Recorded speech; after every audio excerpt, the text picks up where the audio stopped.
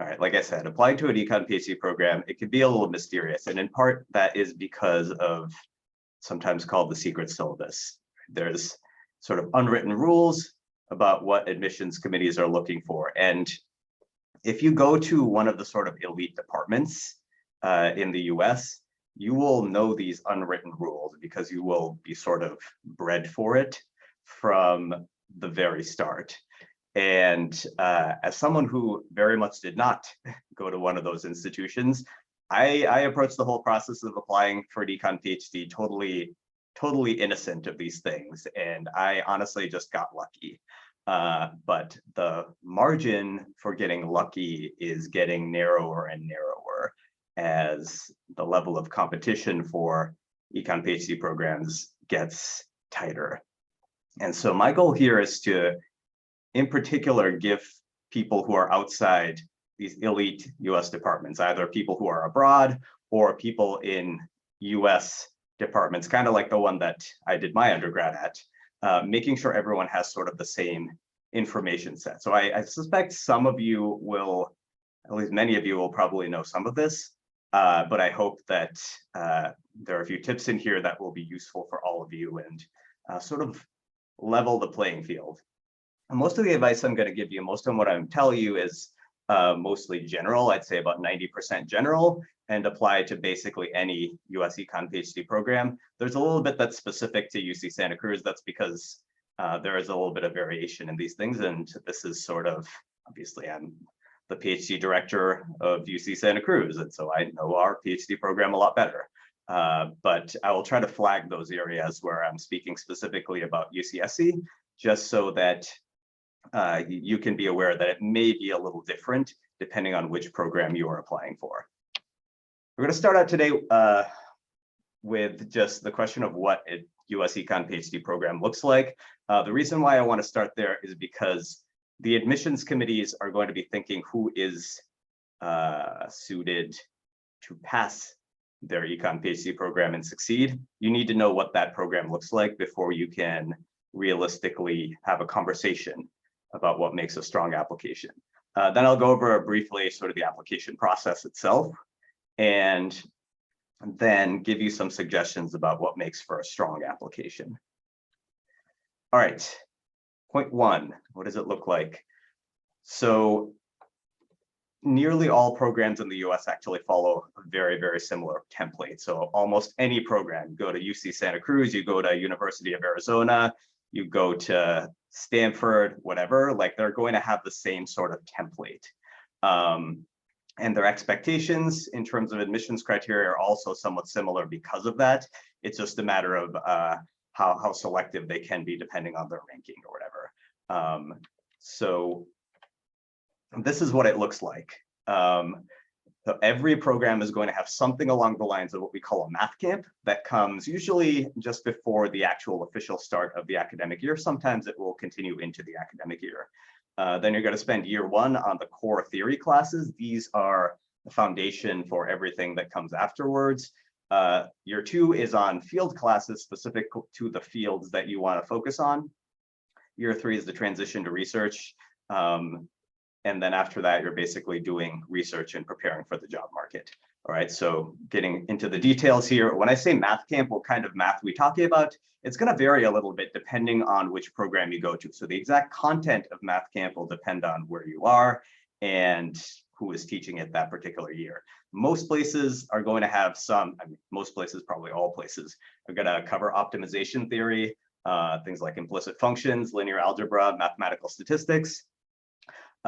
Some programs will put quite a bit of emphasis on differential equations and stochastic processes. I know that's featured prominently in our math camp in prior, at least currently. Sometimes they'll also cover dynamic optimization. Sometimes that will be put off into a separate class on dynamics or in the macro sequence. Basically, this means sort of Hamiltonian type equations or Bellman equations. So this is some of the stuff you may have seen in the past. Some of it you probably will not, unless you were a physics major in undergrad. You probably have not seen the Hamiltonian equation. I did my undergrad in mathematics, and so some of the stuff I had never seen. Many places will then cover things like higher math and proofs. That's very important. Oftentimes they will do that through covering real analysis and metric spaces. So this is the famous let epsilon be greater than 0. That's the sort of thing that we're thinking about here. Some places that are very heavy on theory or econometric theory will then go into measure theory or measure theoretic probability. This was not covered when I went to grad school, and it's not covered here, but there are some programs that will get into this level of depth, like getting into measure theory. And some will go as far as like topology and point set topology. All right, so the purpose of Math Camp, it can seem a little intimidating, but at the end of the day, the purpose of Math Camp is just sort of make sure everybody is at the same level in terms of their mathematical preparation. A typical program is going to have people from all different types of background. Like some people, they were admitted because they did some really fantastic research assistant work. And some people are getting in because they have a master's in mathematics. In the end, you want those two people to have the same level of understanding, or at least enough understanding that they can pass the core theory classes. What do those core theory classes look like? Why do you suffer through this Math Camp? So core theory, basically any program is going to have a sequence in micro theory, one in macro theory, and one in econometrics. All right. And so what do these look like? So micro theory is probably the most standardized. Nearly every program is actually even using the same textbook. That is this book called Microeconomic Theory by Moskale, Winston Green. Economists will often just refer to this as MWG. And if you walk into a professor's office at some point, they're basically going to have a copy of this on their shelf because they had to have it for their first year. And this is a level of abstraction that may be unfamiliar to you. So here's an example from the earlier pages. So it's just, it's very, very mathematically intense and abstract. Whatever this is defining preference orderings and deriving them from choice functions. This is, so yeah, so oftentimes you may have a notion of what level of abstraction you have to expect based on, say, a master's or an undergrad, but nearly everyone is a little surprised when they get to the PhD or their first PhD micro class and see it's at this level. But this is why we have the Math Camp to help you sort of get up to speed on things like this.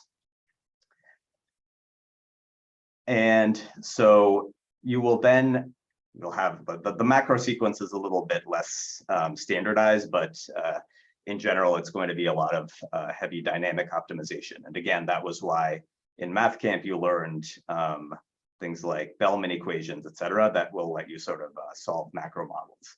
All right.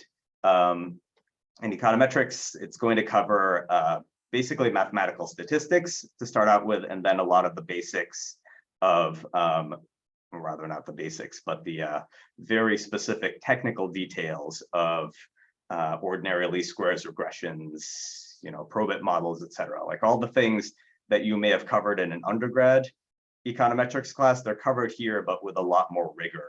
So you're going to be proving that these things are consistent, that kind of stuff, like learning all the statistical theory behind them. Now, at the end of that first year, you have preliminary exams. Like basically every program has prelim exams at the end of the first year. It used to be every program had this.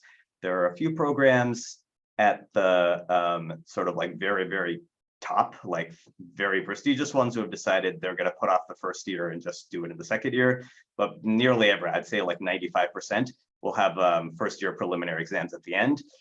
Every department generally has a rule that you will have to pass these prelim exams on the first or second attempt to continue in the program.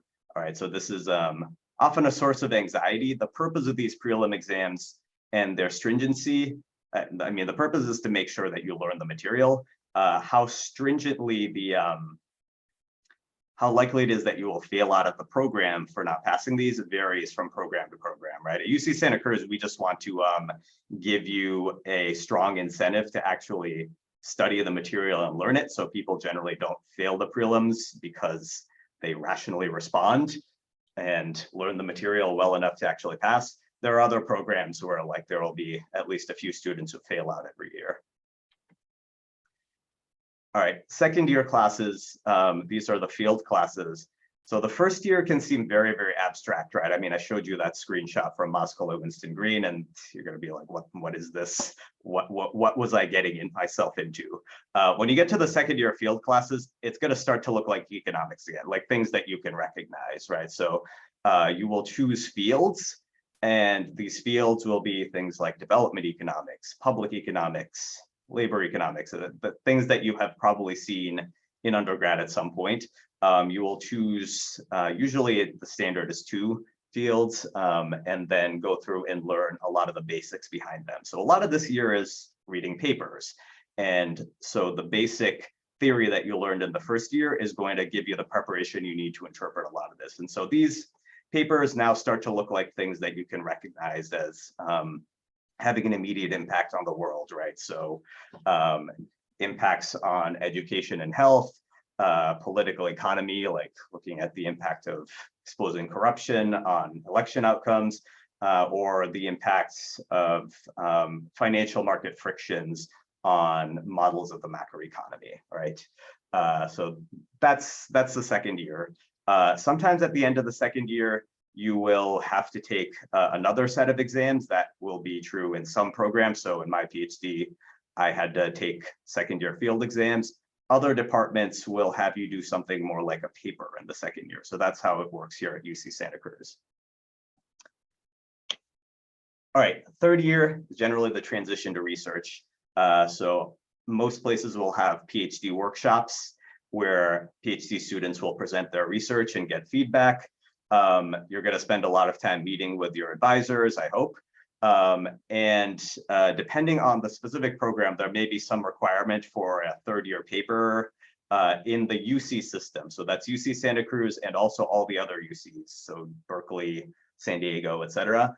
You have to write and defend a dissertation prospectus. That's actually a university level rule. All right, so this is the part where you start to actually do your own research. And at this stage, it's not necessarily going to be 100% polished, but this is when you make that transition from just taking classes and absorbing knowledge to creating knowledge.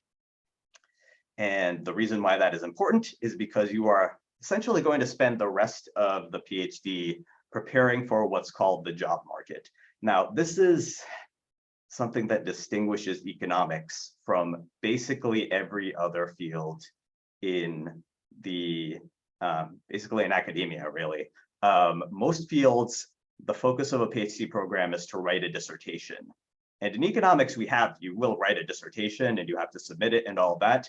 But at the end of the day, the real focus of a PhD program is the job market.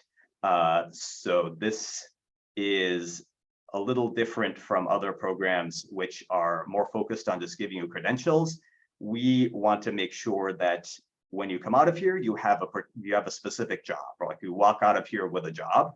And if you get a job, we consider the market as evaluating you in some sense, right? So in most places, if you get a job when you go on the job market, the dissertation itself is almost more of a formality, right? Like you'll have to do it, but usually the faculty will consider you to have been evaluated by the market. And it's not as stringent as it would be in some other departments.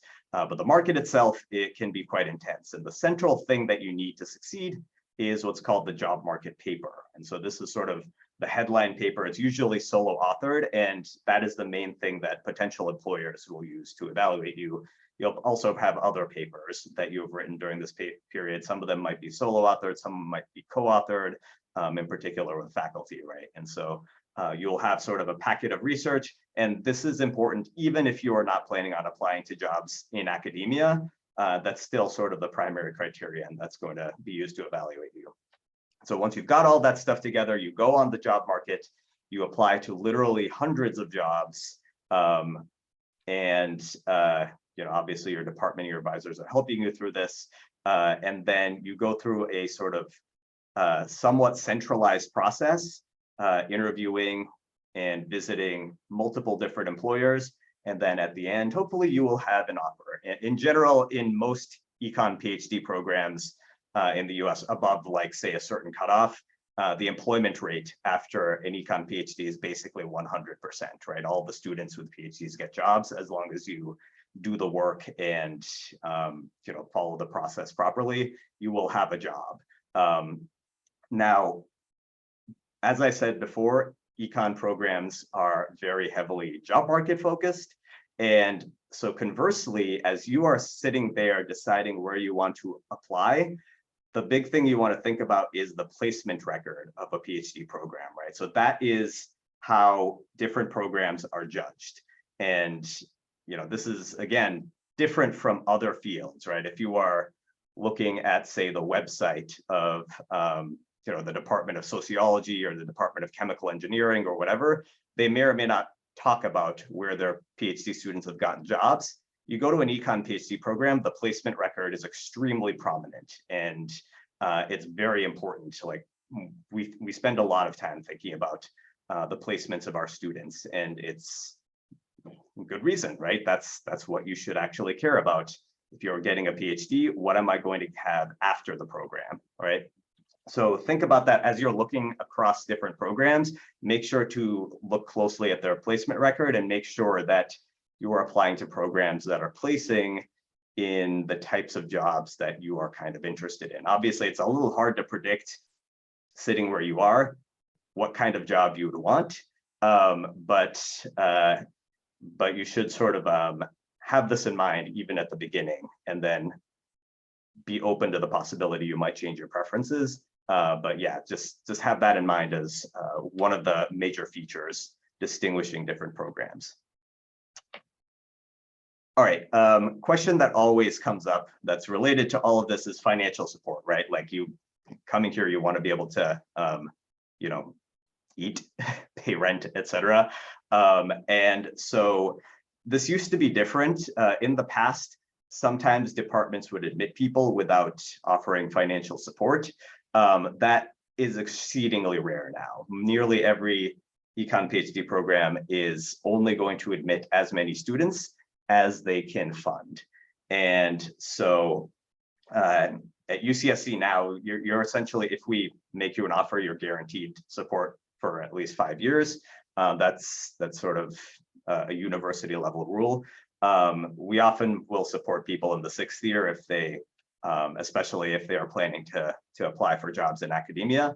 And that is actually similar to most departments, I think, at this point. It's relatively rare that you have departments admitting people without some kind of funding offer. What does that funding look like? So I can't speak to all departments as well on this subject because it's very institutional. Here at UCSC, the first year, usually some students are covered by teaching assistantships. So, teaching assistant meaning assisting faculty member in teaching a class. Some people are covered by fellowships. All right. Then come the second year, nearly everyone is covered with teaching assistantships. There are a few students who might be covered with research assistant jobs. And then subsequently, most students will still be TAs.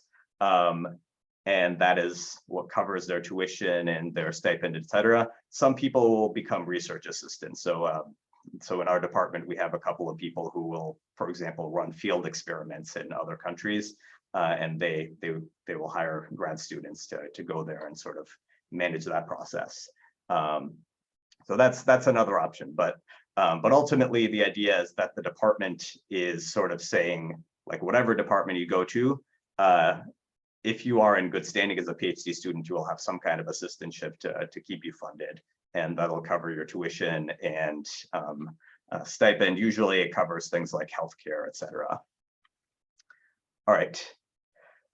So that's what I'm going to say about the structure of a PhD program. Now, what is the application process? So this is actually an area that people oftentimes there's many areas of confusion here. So I want to go through this because economics can be a little different than other programs, other departments. So the first thing, very, very important, basically any econ PhD program in the US, you are applying to the department, not to individual faculty, right? And so it's not like in the natural sciences where you need to get accepted to some kind of a lab, and that's what determines whether you are able to do your PhD there. we evaluate PhD applications through a committee, right? So it's all centralized. And so it's possible that you may want to work with like John Robinson or Carlos Dobkin or whatever. And that's fine and very, very rational, but they're not necessarily going to play any role in the application process. So you don't really need to sort of secure them as your advisor in advance, right? And so you don't need to contact them to ask them if they're looking for students, because that's not going to be determined in the first year, right? In the first year, you're just taking classes, and that's you don't even have an advisor at that point. So you don't need to secure any of that. And again, this is also comes down to the funding model that is used by nearly every econ PhD program, is that your funding is coming from the department. So if you end up working with someone like John Robinson, you may end up getting funding through their grants to work as a research assistant. But if you get here and you end up not working with him, then you will still have funding coming through the department in some other form, right? And so that's why it's not necessary for you to secure an advisor in advance because of that, all right? All right, so what do you need to apply? Obviously, individual programs will have like minor differences in this, but in general, you're going to need to submit transcripts, right, for all of your university level institutions. Oftentimes at the time of admission, it's going to be an unofficial transcript is fine. At some point at the end, you'll have to send in official transcripts, but the stage of application, usually it's unofficials are fine. Letters of recommendation, of course, a statement of purpose. I'll say more about the statement of purpose and the next item, the personal statement, in a bit. If you're not a native English speaker, you have to submit TOEFL or IELTS scores. So some departments will have certain waivers for certain situations. So at UCSC, we'll waive this if you did an English language undergrad. Of course, it can be, but that's going to vary across certain circumstances. So for us, if you want to be a TA, then there are different requirements, and they're usually more stringent than the requirements just for admission. And then GRE general scores, some departments don't require this anymore.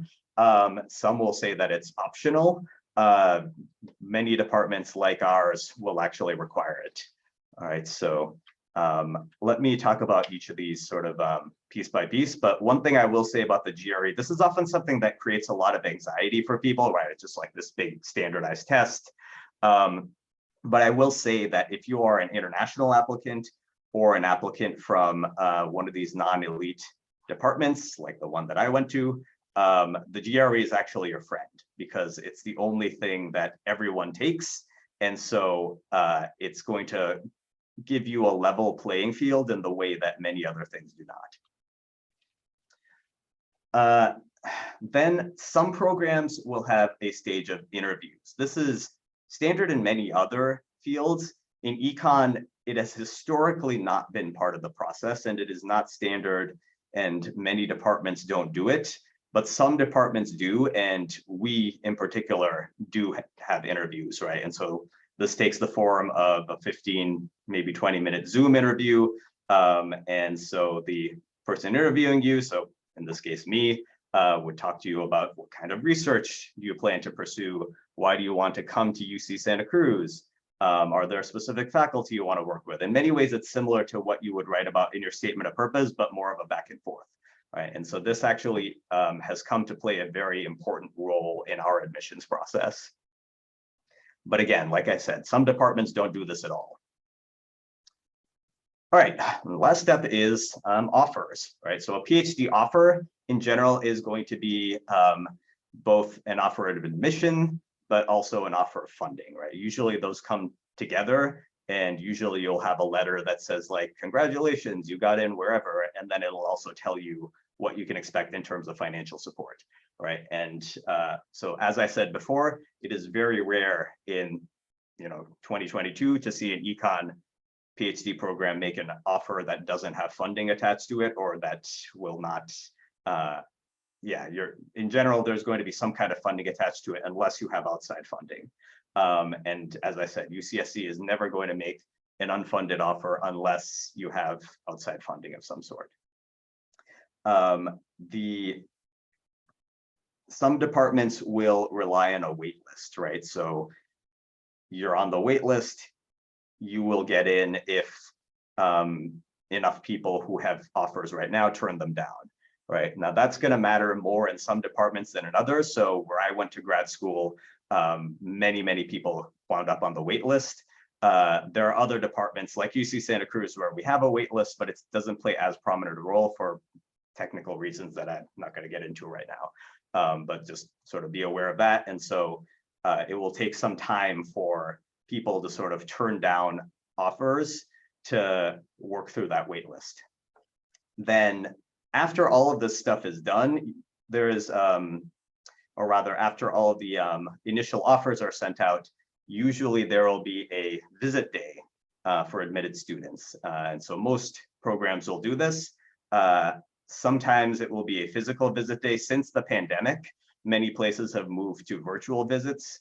UCSC, we moved to virtual visits, and we've kind of stuck with that mostly because a very large share of our admitted students are international, and it's really not convenient to fly out here at that time of year. But if you do happen to be in the area, we can, we will arrange in-person visits. And as a general principle, if you've been offered admission to a department, usually they will do everything they can to sort of give you the information you need to help you make your decision. And so once you have an offer from a place, if you want to visit it, you should obviously definitely reach out to the folks there and see if they can arrange that.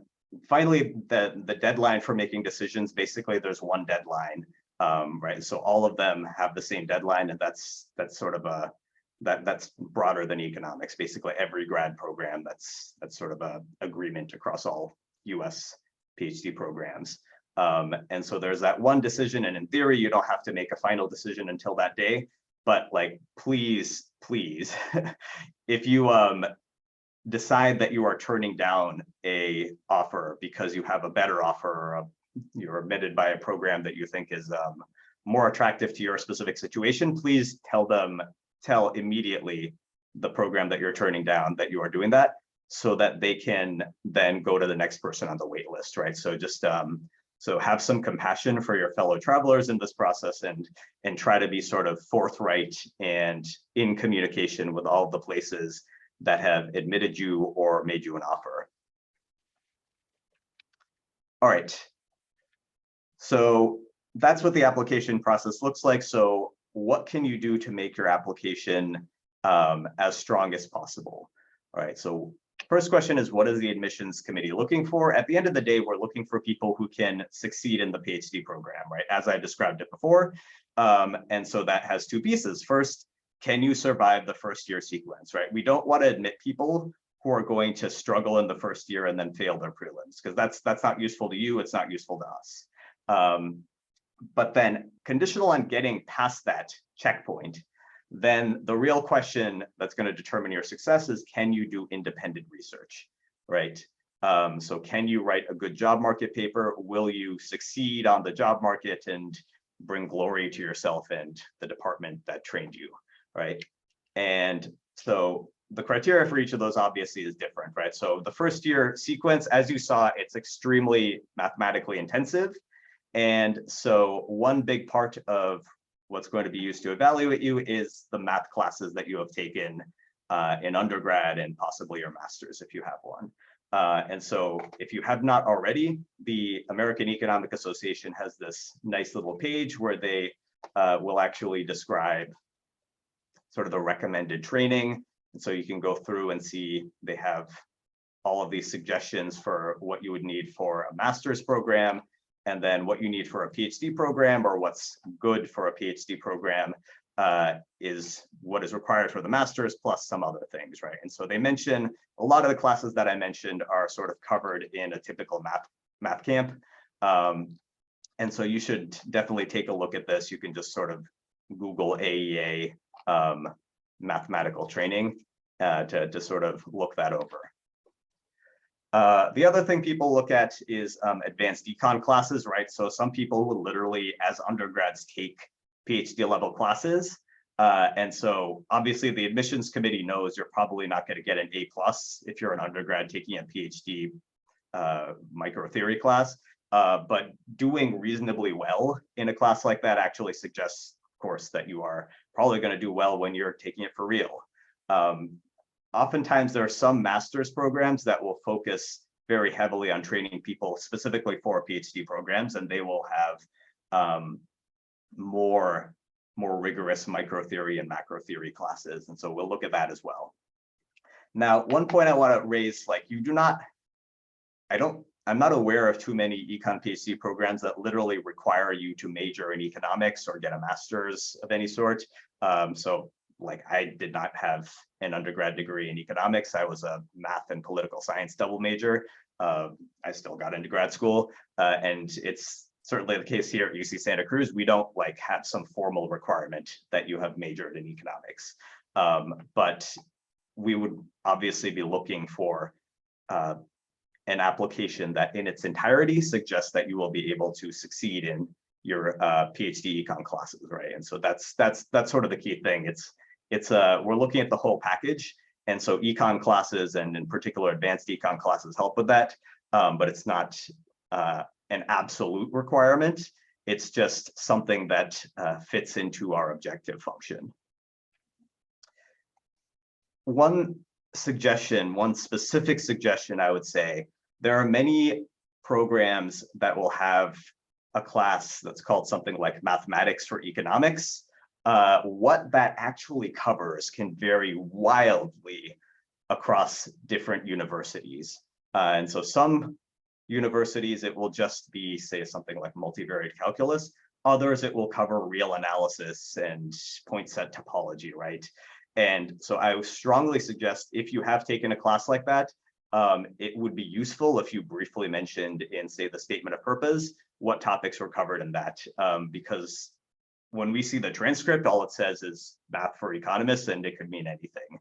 And so it's useful to clarify what exactly you covered. You might even attach like a syllabus if it's possible. Okay, so that's math. What about independent research? So how do you project this? Usually the main way is through research assistantships. And so there are various different types of research assistant positions out there. Many of you on this call probably are research assistants yourself right now. But these will be things like, for example, the Federal Reserve System has these 2-year RA-ships. The World Bank also has these types of RA-ships. Oftentimes, academic institutions will as well. So business schools will often hire full-time research assistants, and individual faculty members will sometimes have money in their grants to hire individual research assistants. So that's one very good way to show that you have research experience. If you don't have something like that, sometimes if you're in a master's program, for example, you'll have to write a thesis, and attaching that, if it's a good master's thesis, can be useful, right? Obviously, if you write a master's thesis that sucks, that's not going to help you very much. But if the master's thesis is good, if it looks like, oh my God, this person might actually be able to do fairly good research when they get here, that will help as well. If you wrote an undergrad thesis, I mean, I would be surprised if it were like really, really good, because undergrads don't usually learn all of the sort of advanced methods that you would need to do sort of very good research, but you know, there are exceptions to that. And so you have a really nice undergrad thesis, that obviously also helps. Second is in the statement of purpose itself, right? So I'll talk in a lot more detail about the statement of purpose in a moment, but like what matters most here is that you are able to speak specifically about the type of research that you would be interested in doing, and you know, a specific agenda. Basically, it is useful to show that you have a clear reason for why you want to go to grad school. And it's not just because I want a job, but there's a specific type of research that I want to do, because it will help a lot once you finish your classes if you have a clear sense of what you want to pursue, right?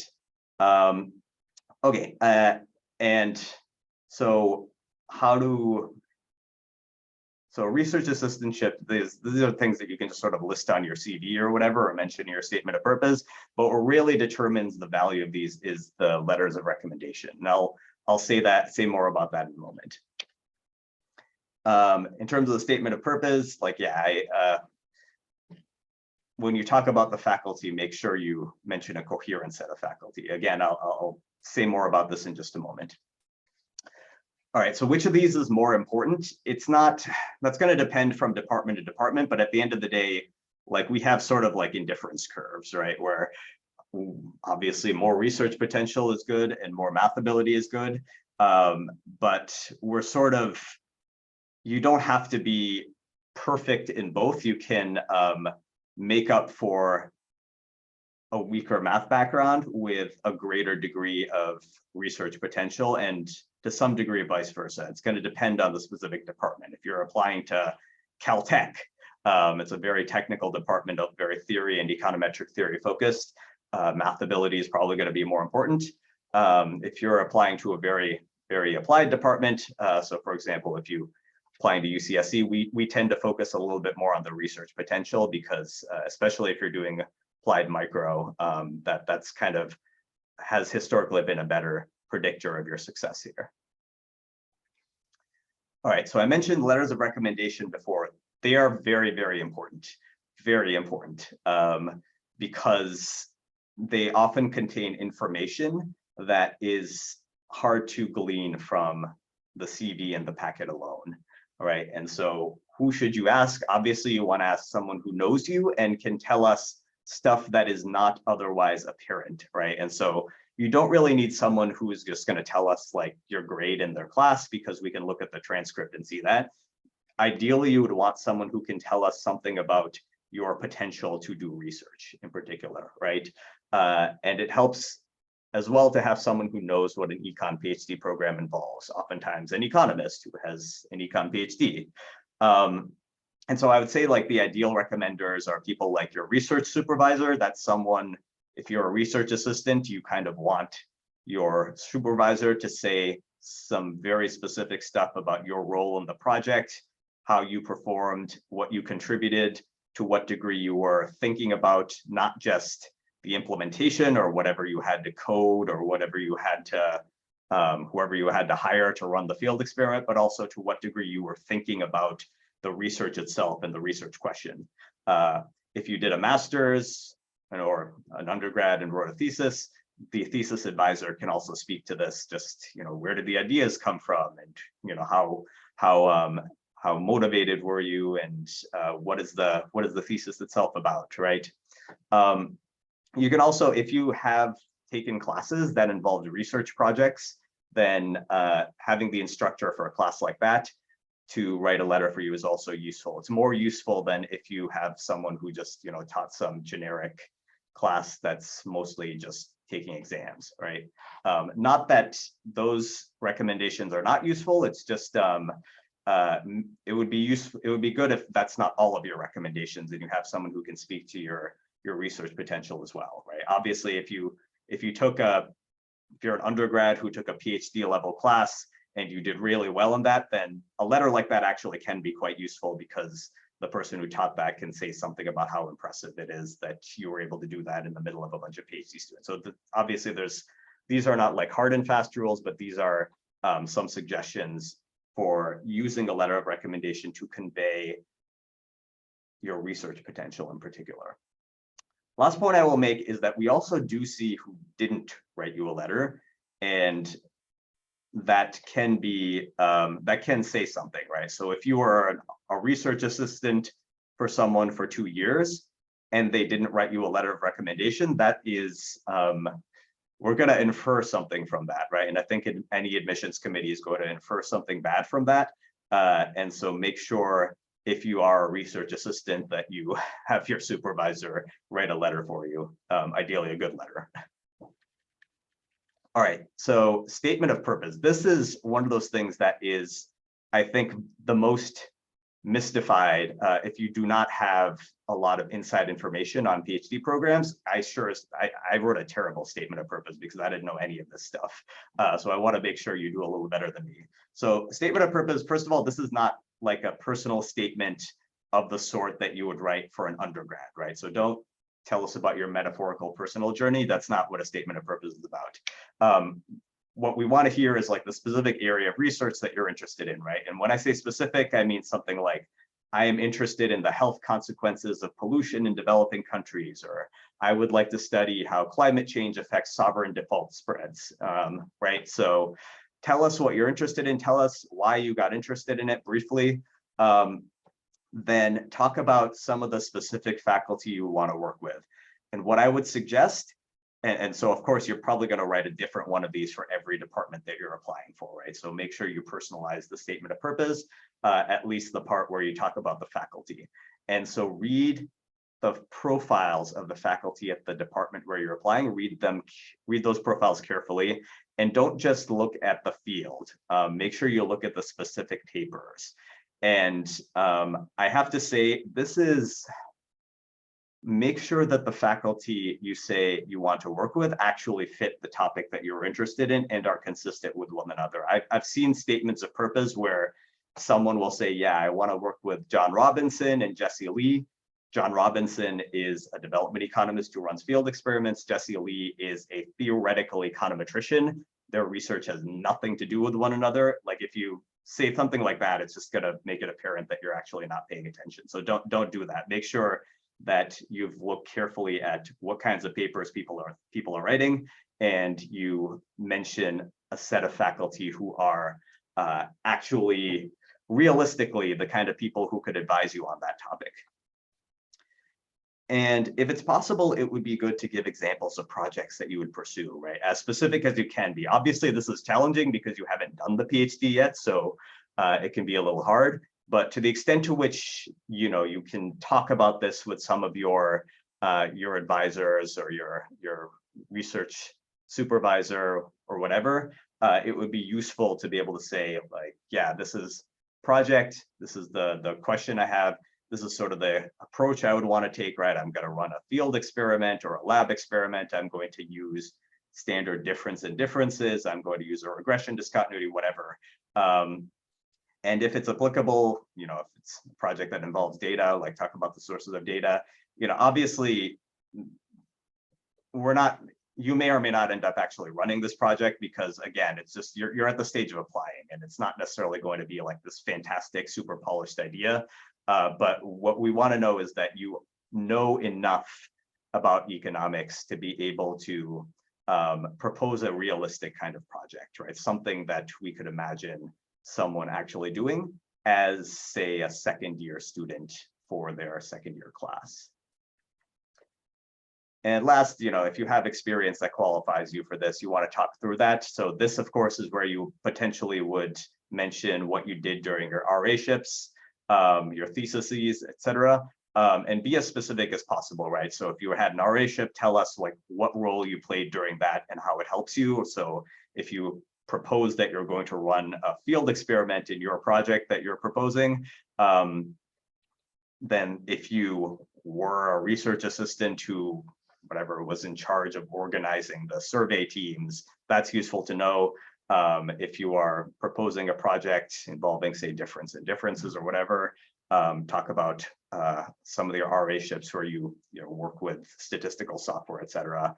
And in particular, if you wrote a thesis, please be specific about what you did in the thesis here, right? So I instrumented for blah, using this as my instrument, that kind of thing. All right, another component, I mentioned this earlier, this is, the name of this varies across departments. Sometimes it's called a diversity statement. Here at UC Santa Cruz, it's called the personal statement. This can be a little hard to fathom given that you also had a statement of purpose. But like I said, the statement of purpose is just like what kind of research you want to do. The personal statement is more specifically about you. And in particular, it is generally about your contributions to diversity. And so I gotta say, do not blow this off. It can be very tempting to just sort of ignore this, but it is actually more important than you realize because it often determines eligibility for fellowships, right? So at UC Santa Cruz, we have this Cota Robles Fellowship, and a lot of that depends on the personal statement. Like, did you face adversity that is, that made it difficult for you to get here, or have you made substantial contributions to diversity? So I will tell you personally, when I applied to grad school, I got into exactly one grad program, or was accepted off the bat to exactly one. That was Michigan, because the personal statement I happened to write made me a good candidate for the Rackham Merit Fellowship. And so the department got this university level funding that made it useful for them to admit me. And that was basically all based on the personal statement, right? So think hard about the personal statement. There are some universities, I think, we don't do this in the UC, at least we don't do it yet. There are some that might actually screen on this. But yeah, so take this seriously. So what does this mean? So here at UC Santa Cruz, it's fairly explicit. We talk about, say, they want you to talk about how you would contribute to social and cultural diversity within your chosen field. And I want to be really clear. So this is one of the things that international applicants in particular might be a little unclear on for understandable reasons. So within the context of US academia, diversity and contribution to diversity, it means specifically what are you doing to reverse historical inequities, right? That can be unclear to people who are not familiar with our context. So I just want to make that clear here, right? All right. Outside funding. So if you have an outside funding source, right, like say National Science Foundation or a Pell Grant or like some home government or whatever, like you have some other type of grant that, I didn't mean Pell Grant, I guess Fulbright is I think what I meant. If you have a Fulbright or anything like that, just sort of make that clear. Sometimes if you are currently working at a central bank, for example, maybe your employer will actually pay for you. Make this very clear in your application, state it up front. The UCSC application will actually ask you this, but if you're applying to a place that doesn't ask you specifically, make sure you mention it in your personal statement or wherever, right? And the reason is because outside funding will drastically increase your chance of admission, right? Because we have a budget constraint for how many students we could admit. That's true of every department. If we have a student who says, actually, they don't need funding from the department because they have, some other funding source, that's actually very, very, very important to know. So make sure you are very clear about that if you have outside funding. It's not required, I want to be clear. But if you do have it, please do mention it. All right, finally, GRE score. Like I said, this is something that people tend to have a lot of anxiety about because it's a big standardized test. So in general, in econ programs, the GRE quantitative score is the one that matters most. There are some programs that also will look at the analytic writing portion. Here, UCSC, we mostly focus on the quantitative. It's possible there are some programs that focus on the verbal. I think that's extremely rare. It's also kind of silly to expect an international applicant who's not a native English speaker to do well on the verbal, but so this is why we mostly focus on the quantitative. And the reason why it's important, like the GRE, it's not a perfect exam, right? It's kind of weird and wonky or whatever. All of that is certainly acknowledged, but it is the one common metric across all candidates from all countries and all universities, right? If I need to compare somebody who went to UC Davis to somebody who went to whatever, Beijing National Power University, right? It's very hard to compare them if I don't necessarily know as much about the foreign school, for example, but the GRE is the same. It's like the same test or a similar test that everyone takes.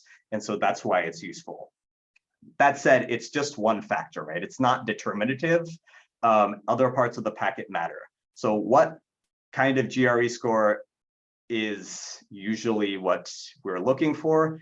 The median for our admitted classes in 2019-22, it usually is about around the 90th percentile. That said, there are fairly wide error bands around that. So you can see this box and whisker plot. Even the 25th percentile in 2022 was actually quite a bit lower, closer to the 80th percentile. And there are some students who were offered admission who were actually somewhat below that, and some who were offered that were somewhat above that. Right? At the end of the day, it's not like there's no hard cutoff. In general, it's just that we consider it informative. And this median, it's actually fairly similar to other departments as well. So I ran into Chris Udry, and it's similar across fields here at UCSC as well. So the data I'm showing you here is all from UC Santa Cruz, obviously, because that's the data I have. However, like I said, it's actually not that different across other departments. So I got access to this, I guess Innovations for Poverty Action put this together. Chris Udry sent it to me. And it looks like actually many places will say like, GRE scores above the 90th percentile, no fixed cutoff, most above the 80th percentile, whatever, right? And so these are actually not terribly different numbers across all of these. And what you're gonna see in most programs is, yeah, most of our students are around something like the 90th percentile, but it's only one factor. So like, for example, Yale, top 10 department, of the GREs, we mostly focus on the quantitative. Anything above 90% is fine, right? So like it's, that's sort of what we're looking for mostly, is that the GRE score is not like so low that it raises flags, all right? Okay, so I think that's more or less everything that I wanted to cover here today. So I mean, last point, of course, just like hang in there. It's extremely stressful. It's especially that point where you sent in your applications and you're just sort of waiting for people to get back to you. Like that's a very stressful and difficult part. We have all been there at some point, and so I know exactly how it feels. But yeah, I mean, sort of hang in there and hold fast hope.